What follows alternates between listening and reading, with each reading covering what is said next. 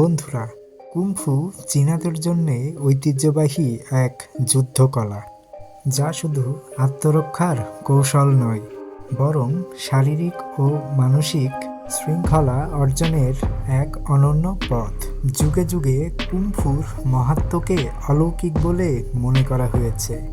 ধারণা করা হয় বৌদ্ধ সন্ন্যাসী বোধিধর্ম এটি প্রথম শাওলিন মঠে প্রবর্তন করেন। তিনি শারীরিক ও মানসিক শক্তি বৃদ্ধির জন্য বিশেষ অনুশীলন চালু করেন, যা পরবর্তীতে শাওলিন কুংফুর ভিত্তি হিসাবে গড়ে ওঠে। কুংফুর বিভিন্ন শৈলী রয়েছে, যেমন শাওলিন কুংফু, উইং চুন, তাই চি, বাক শৈলী, সাপ শৈলী ইত্যাদি।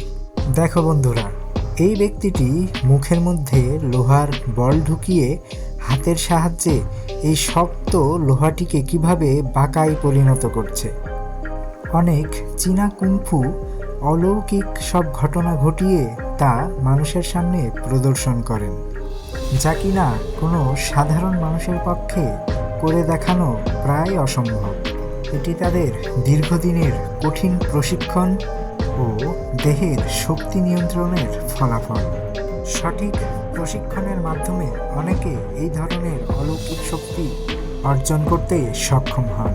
দেখুন বন্ধুরা, এই ব্যক্তিটি পুনরায় লোহা বাঁকানোর পরে লোহার বলটিকে মুখ থেকে বের করে ফেলল।